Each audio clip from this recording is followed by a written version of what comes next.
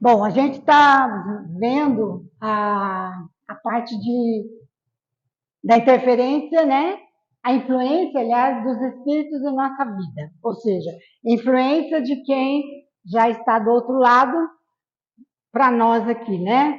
E aí a gente veio falando de. A última vez a gente falou de possessão. Quem estava aqui? Né? A gente falou sobre possessão, que é uma forma, uma influência bem, digamos assim, bem pesada, né? Bem forte em nós, né? E aí eu falei para vocês que na próxima vez a continuidade seria convulsionários, ou seja, é também uma forma, não chega a ser possessiva, porque ela pode não ser espiritual, tá? Ela pode ser por um magnetismo, por uma hipnose, mas é convulsionário. E aí, eu falei para vocês que a gente iria ver hoje. O que eu resolvi? Como essa parte são apenas 3 perguntas, eu falei, e como é alguma coisa que hoje, na nossa contemporaneidade, né, no nosso momento, ele já mudou muito essa questão de fenomenologia, eu achei interessante, eu falei, então nós vamos falar disso hoje, já depois do convulsionário. Mas eu vou passar rapidamente sobre essa questão dos convulsionários, por quê? Porque a gente segue um estudo sistemático do livro. Então, não é correto, pelo menos, né, academicamente a gente pensa assim, não é correto a gente passar por cima e esquecer que existe. Ele está lá no livro. Então, a gente vai passar rapidinho nele e aí depois a gente vai nessa parte aqui. Então, a gente vai falar sobre convulsionários, que são apenas três perguntas. E aí, para não ter que ler perguntas e respostas, eu mesmo fiz um resumo, né? IA é maravilhosa na nossa vida hoje, não viveria mais sem, né? E aí a gente, com a ajuda dela, eu coloquei as coisas importantes desse tema para a gente poder ir para o outro. Então, convulsionários é uma forma de se apresentar a possessão ou uma fenomenologia, certo? Então, assim, considerando o fenômeno nos indivíduos convulsionários, o que é convulsão, gente? O que a gente entende quando eu falo convulsionário? O que vocês entendem? O que é convulsão? Um ataque, né? Uma mudança, né? Na questão física da pessoa, no comportamento da pessoa, tá? Então, pessoas convulsionárias é quem tem essa fenomenologia e, né, tem aquelas questões do corpo. Então, assim, considerando isso, a gente vai ver um pouquinho o papel da ação dos espíritos nessa situação de convulsionários, as causas, a sensibilidade física desse fenômeno e a ocorrência desses fenômenos. Bom, esse fenômeno, por que eu resumi rapidamente? Esse fenômeno é mais frequente na época de Kardec, que era no século XIX. O século XIX foi a época que mais explodiu isso, né? Essa questão desse tipo de fenômeno com essa convulsionalidade, né? As pessoas entravam em transe e se debatia todo, não é assim? A convulsão não faz isso com a pessoa? Então, por isso esse nome. Acontecia muito em salões e teatros e eram através de tanto de uma hipnose quanto quem era sensível e era médio não sabia. E aí, quando começa a brincar com isso, a gente sabe.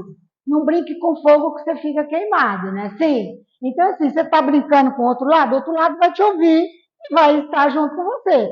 Então, por isso que isso era usado muito de forma recreativa. Lembra antigamente, naqueles filmes antigos, tinha aquelas carroças? Porque não tinha teatro, não tinha nada, vinha aquelas carroças, ia fazer aquelas apresentações de pessoa que lê carta, é isso. Então a gente vem numa história sobre isso, né?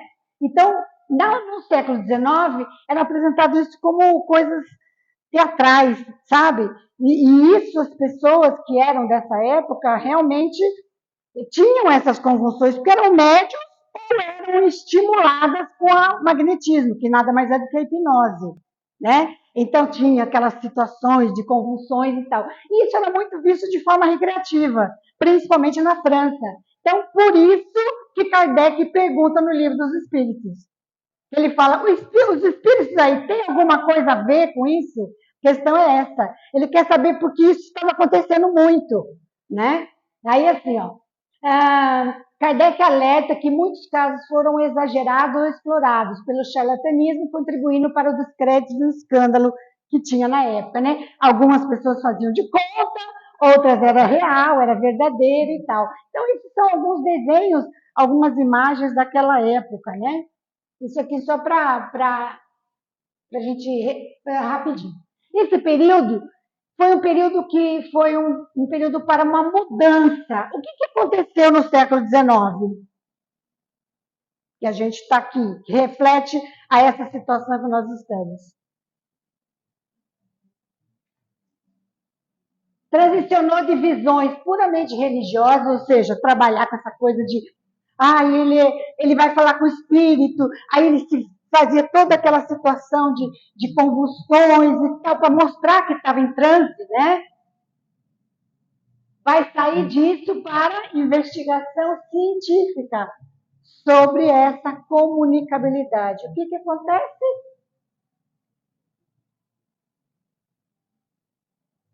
Lembra? Acontece as mesas girantes com Kardec. Então, com o avanço do conhecimento espiritual, científico, tecnológico, essas manifestações tornaram-se mais raras. Isso nós estamos falando agora, já, agora, na nossa época. Então, isso daqui foi meio que, para Kardec, foi um material para ele poder. Eu acho que isso foi uma das coisas que estimulou a ele, ajudou a estimular. Que era que acontecia isso, principalmente nos grandes salões, essa demonstração de espiritualidade, ninguém sabia o que era, de coisa sobrenatural, isso, não era nem espiritualidade, não tinha esse nome, mas dessa coisa sobrenatural. E principalmente, não era uma coisa assim como acontece hoje. Hoje tem muita canalização. A pessoa não muda nada, ela canaliza sem fazer trejeitos nenhum, sem ela cair, sem fazer tanto auê. Por que isso? Então, foi uma época muito importante em que ele pegou esse gancho, né? E nós chegamos aqui hoje, que acontece, inclusive acontece ainda essas situações, mas não tem mais essas questões de se jogar no chão, se debater. Por quê? Porque hoje a gente já tem um pouco desse conhecimento espiritual. Nós temos o conhecimento científico, a ciência já explica muita coisa sobre a mente, e tecnológico, além do que não precisa mais que pessoas sejam utilizadas como para diversão de outros, como palco assim para outros, entendeu? Então é isso. Na verdade, convulsionários foi tratado muito da época, esclarecer só para esclarecer para vocês, essa foi tratado muito, o Kardec tratou, porque é um negócio que estava acontecendo muito na época. De lá para cá, houve um desenvolvimento, digamos assim, até mesmo espiritual. Porque hoje muita gente sensível, muita gente que tem sensibilidade, que é médium, já se apresenta numa mesa mediúnica ou numa canalização, né, sem precisar tanto auê corporal, sabe? Se debater, se jogar e tal, entendeu? Por quê? Porque isso é conhecimento, ele começa a ter conhecimento sobre o que ele é, como é, o que funciona na mente dele e como é essa posição do espírito com ele. Agora, logicamente que os espíritos mais danados, inferiores, aproveitavam nessa época do convulsionário, né? Você já ouviu falar que ele adora ver o circo pegar fogo. Você passa vergonha, você ser rechaçado aqui. Se depender dele, para ele é brincadeira ele fazer isso. Só que hoje nós estamos ficando cada vez mais despertos. Então já não consegue mais. Então é natural que as coisas vão mudando. Então isso, convulsionários foi da época de Kardec, século XIX. Hoje mudou muito, estamos no século XXI, né? Vamos lá então. Alguma pergunta sobre isso? Só para não passar em branco isso aí, do convulsionários. Vamos falar sobre afeição que os espíritos dedicam a certas pessoas. Os espíritos se afeiçoam de preferência a certas pessoas? Os espíritos bons simpatizam com os homens de bem, os suscetíveis de se melhorarem. Os espíritos inferiores, como os homens viciosos, ou que podem tornar-se tais. Daí suas afeições, como consequência da conformidade dos sentimentos. Alguma dúvida disso? Nenhuma. O que eu mais tenho falado aqui? Durante todo o tempo da leitura do Livro dos Espíritos, principalmente nessa parte da influência dos espíritos. O que mais eu tenho falado? O que é, gente? Que a influência é... Oi?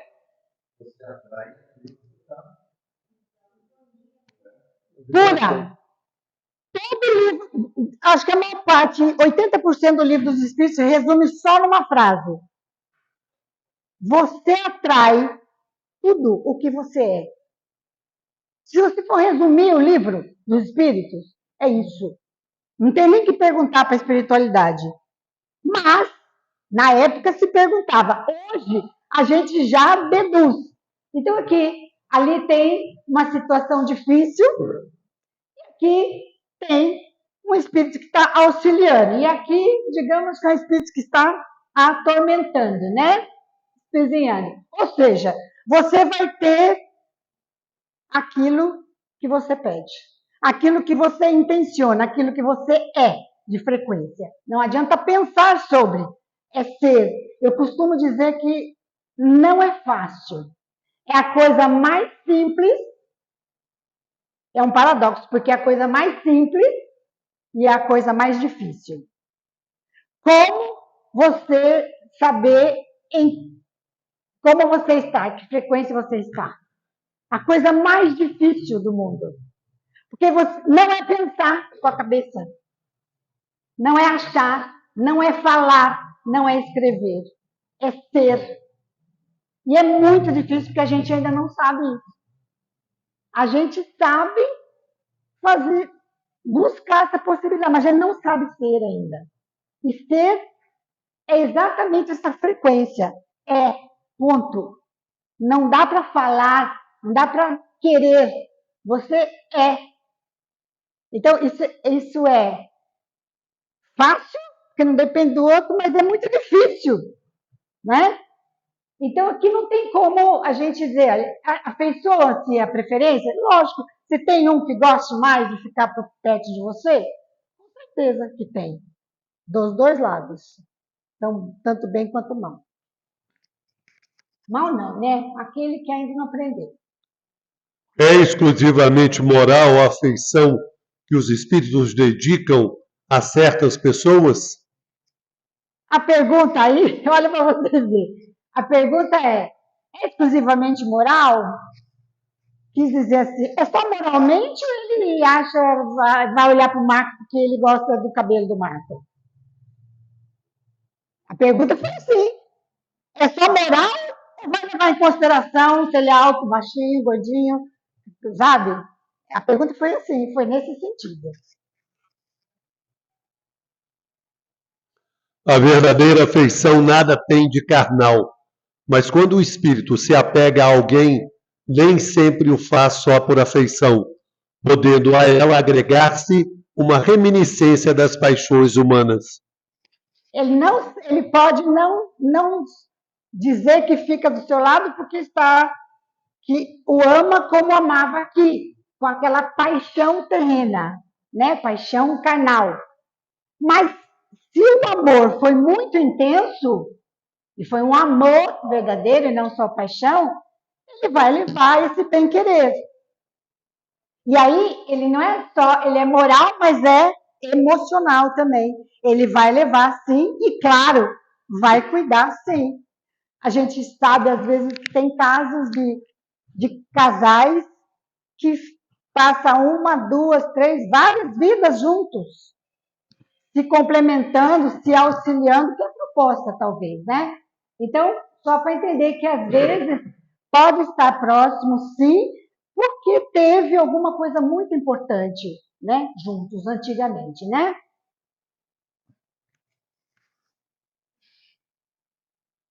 Interessam-se os espíritos pelas nossas desgraças e pela nossa prosperidade? Afligem-se os que nos querem bem com os males que padecemos durante a vida? Vocês acham que eles estão preocupados com isso? Com a gente? O que vocês acham? Sim, vocês estão emocionalmente ligados, lógico que sim. E aí?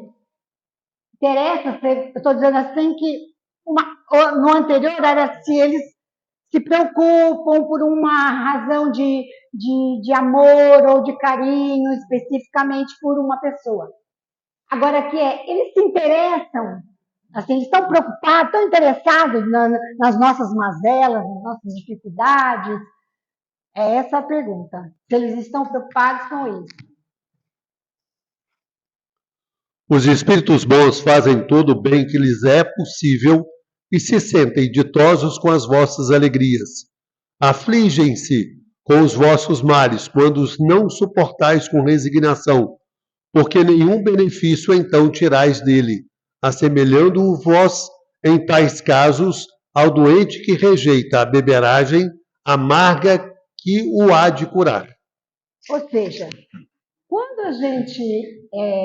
a gente faz uma oração, eu já falei aqui que a gente endereça um pedido, a gente não vai, a gente aprendeu com a questão religiosa a orar para Deus, para Jesus, para Nossa Senhora, não é assim?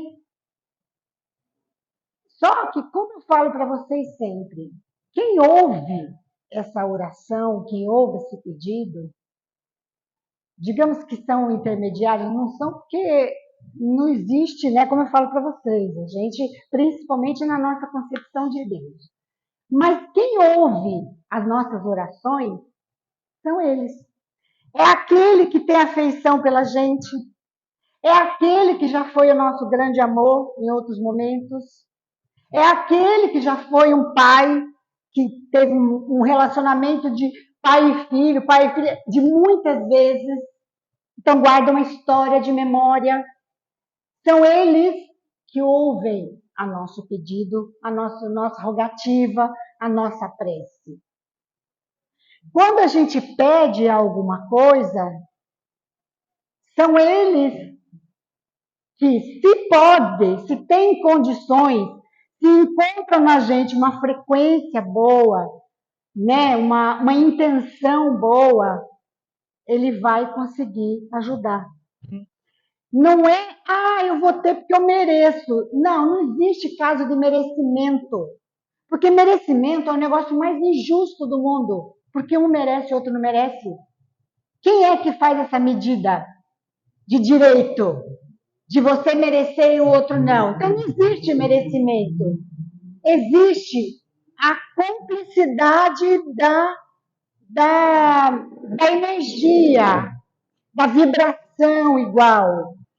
Então, quando a gente pede, quando a gente senta, quando a gente faz uma prece, sempre quem vai ouvir essa prece e quem vai interceder são os nossos amigos.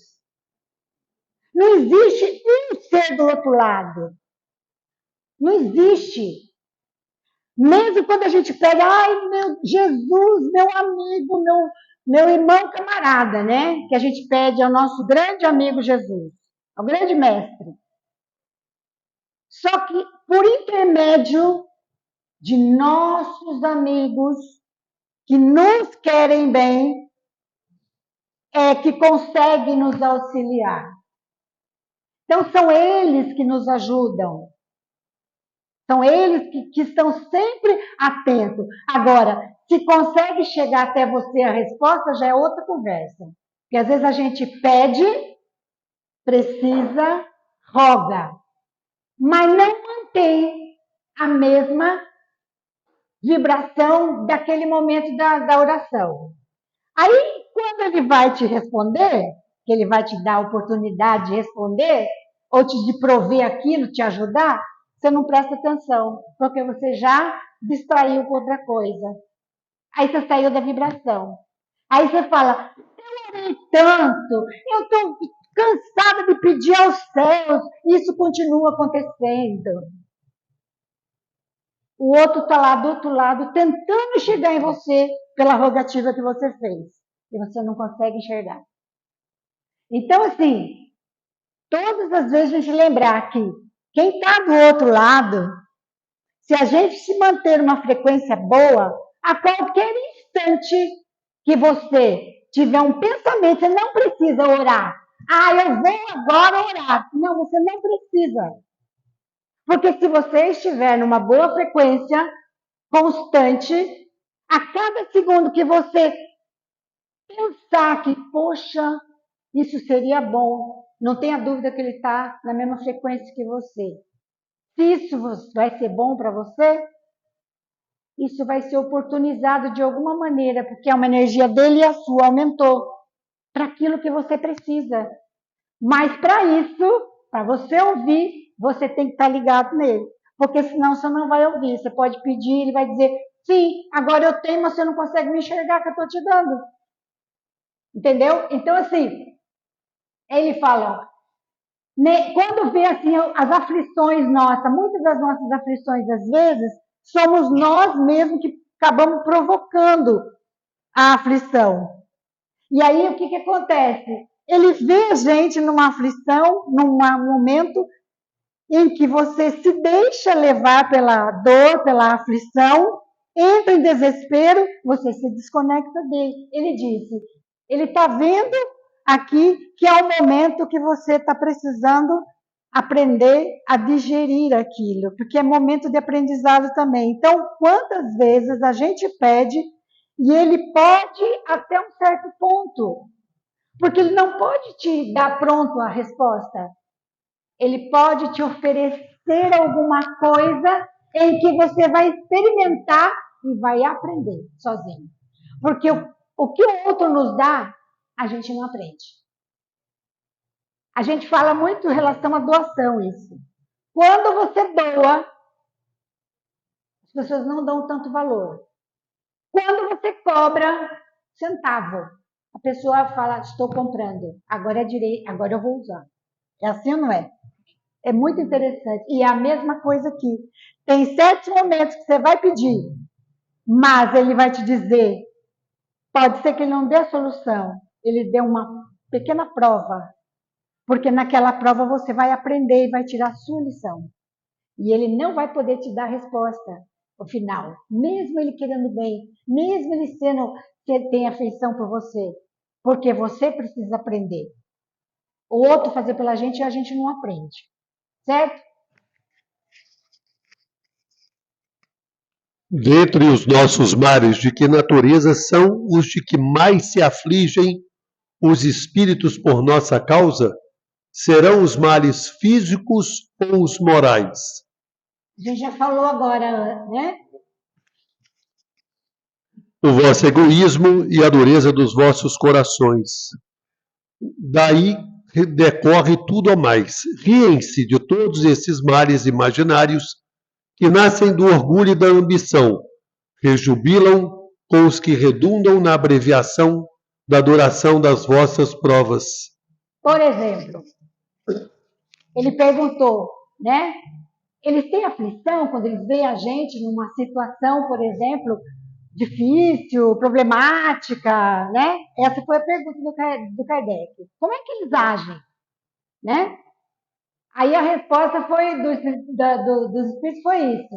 É que a gente, às vezes, numa criancice tão grande, porque eu falo que o egoísmo nosso não é porque a gente é ruim, é porque, sabe, criança que fala assim, ah, não dá o brinquedo? Não é porque criança é ruim. A maioria da criança, ela brinca com aquilo lá enquanto o outro também quer, porque se o outro não quiser, ela também não quer. E isso é coisa infantil, isso é coisa pueril. Então, eles falam que às vezes a gente se apega a certas coisas, por exemplo, numa situação ou numa coisa que um fez para o outro, tal, né, em casa ou de amizade, seja lá o que for. E aí a gente se apega aquilo ali com uma força tremenda. Ele está dizendo assim que eles riem disso. Porque você sabe que aquilo não tem importância nenhuma, principalmente quando é coisa tola do dia a dia, que às vezes a gente se apega, pode ser em casa, pode ser com um amigo, pode ser com um filho. E aí ele fala, eles riem disso. Fala, ah, meu Deus. Quando estiver do lado de cá, vai ver que isso não faz sentido nenhum. Nenhum. Em compensação, ficam felizes quando a gente dá conta do problema. Quando a gente passa o problema, quando a gente passa a situação e ainda consegue se sair. Outro dia eu tinha uma pessoa, eu não me lembro quem foi agora, mas me chamou a atenção o que a pessoa falou. Eu falei, como é que você está? Ah, tá, agora lembro quem é. A pessoa tinha passado uma situação complicada tal, e estava muito triste, chorosa e tal. Aí passou, sei lá, de um dia para o outro, eu falei, e aí, como é que você está hoje? Eu estou ótima, porque eu me admito ficar chorando e triste algumas horas. Passou daquele ponto, não quero mais. E eu achei fantástico isso. Porque isso significa inteligência.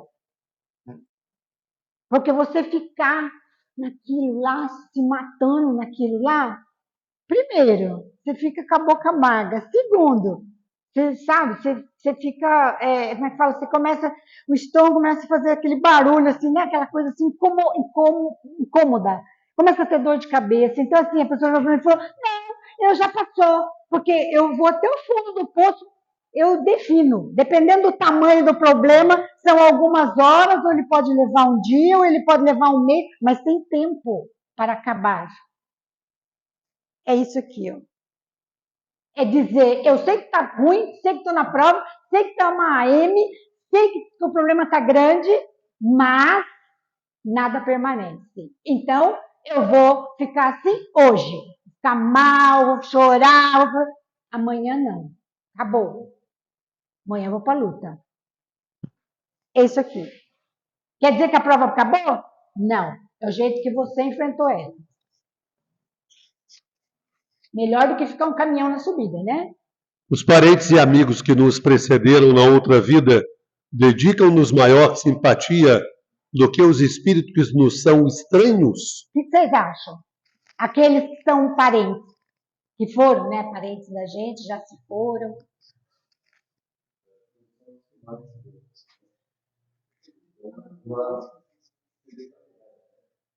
Sem dúvida. Sem dúvida e com frequência vos protegem como espíritos de acordo com o poder de que dispõem. Quem lembra do nosso lar? Da mãe de André Luiz? Por mais que ela quisesse, ela não conseguia. A diferença de vibração era muito grande. Então, assim, de acordo com o poder que dispõe, não é um poder, é um poder de eu tenho condições de estar junto, eu tenho condições em termos de vibração. Porque pode ser quem está lá estar muito bem e nós estarmos muito denso e não consegue chegar, como pode ser o contrário.